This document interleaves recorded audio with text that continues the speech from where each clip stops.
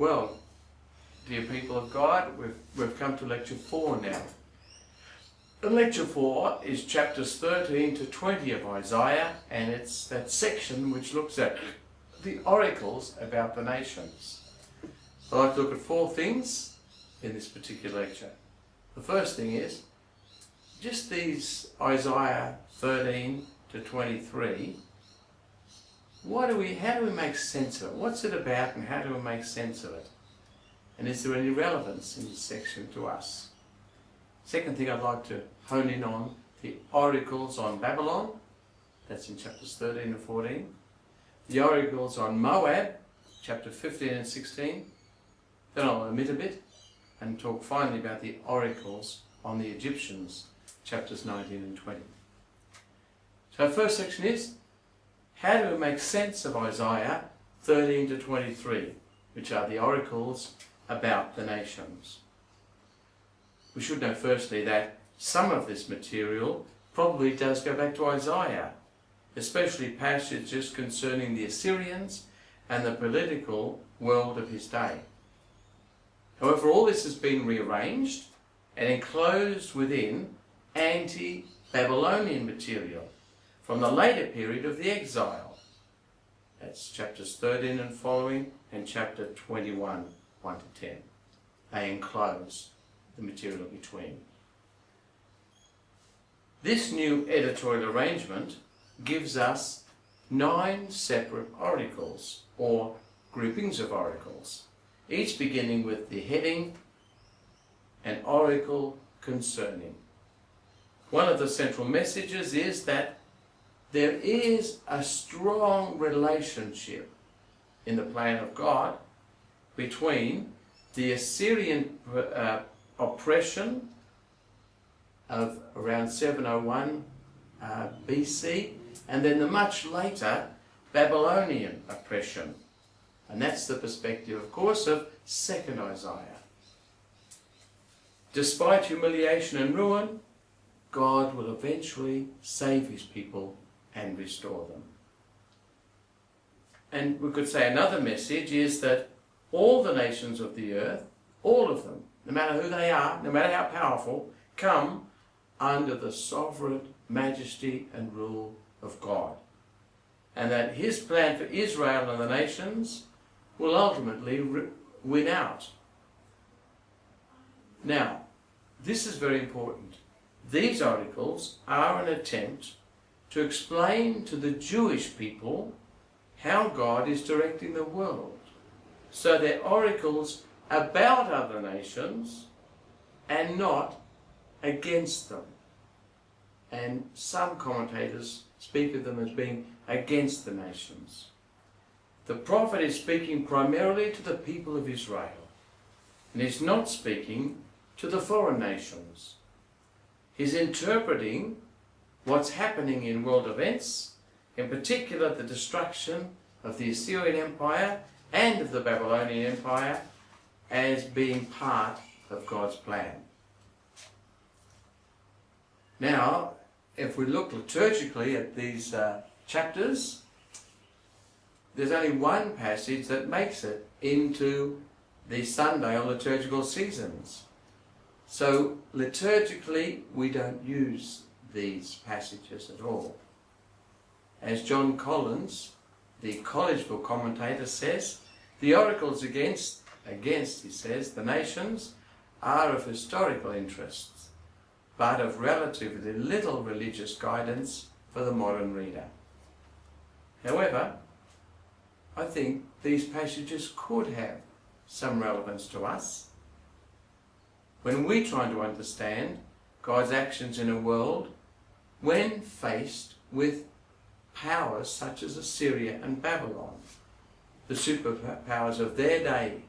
We look at the superpowers of our day, or brutal tyrants. How do we theologically, for example, understand life in Nazi Germany, or in Soviet Russia, or today in Gaza, or Somalia, or West Pakistan?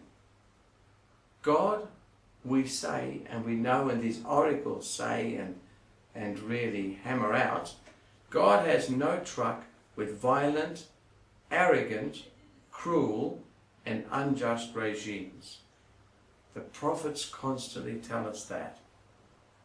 Evil regimes will fall one day, and the just will be vindicated. And above all else, God does hear the cry of the poor. This is our hope, and the way we try to understand the evil that operates within evil empires and military machines. These oracles, therefore, must bring some hope and some sense of satisfaction to all who live under oppressive regimes. Now, just a final word. These oracles concerning the nations are very similar to those found in Jeremiah, chapters 46 to 51, and Ezekiel, chapters 25 to 32, and elsewhere too in the Jewish scriptures. We could say too that the final editor has linked this 13 to 23 with the previous sections 1 to 12 by using the refrain, his outstretched hand over the nations, and he also links them in vocabulary to the later chapters. Now we're going to hone in on the oracles concerning Babylon, chapters 13 to 14, verse 23. Nearly all the scripture scholars agree that the event referred to here is the sack of the city of Babylon in 539 BC by the Medes and the Persians. This is the precise event, of course, that gave hope to the Jewish exiles as well. Babylon had been the superpower in the Middle East for well over a century now, and the city itself, a magnificent city, and it was the pride of the Babylonians. We can think of the famous hanging gardens of Babylon, the temple, the Ziggurat temple, and if you ever go to the Pergamon Museum in Berlin, you can also see the magnificent Ishtar Gate, one of the gates of the city. Its wealth rested on exacting tribute from subject peoples, and it maintained its power by the ruthless policy of destroying its enemies and enslaving them or transplanting them from one area to another. Now, all the other oracles seem to have their origins in the Assyrian threat of the 8th century. So, placing them within, after this Babylonian, and within there's a Babylonian oracle here, oracles here, and at the end, we're meant to see, as Blenkinsop says, the events during the period of the Assyrian ascendancy, now in the distant past, for readers, provide essential clues for interpreting the course of events during the Neo-Babylonian period. So we look back to what happened in the Assyrian Empire, and we try to look at that through our events as Babylon falls. The first of these oracles is 13, verses 2 to 22. Blenkinsop divides the poem into 4 sections, verses 2 to 5, 6 to 8, 9 to 16, and 17 to 22. 2 to 5. The Lord is mustering an army for battle. Reverend Childs writes, the assembling of the goal of this phantom army is pursued with a host of extraordinary metaphors.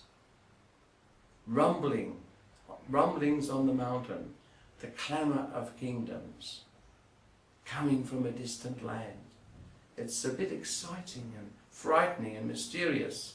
And then we hear the goal, to destroy the whole earth.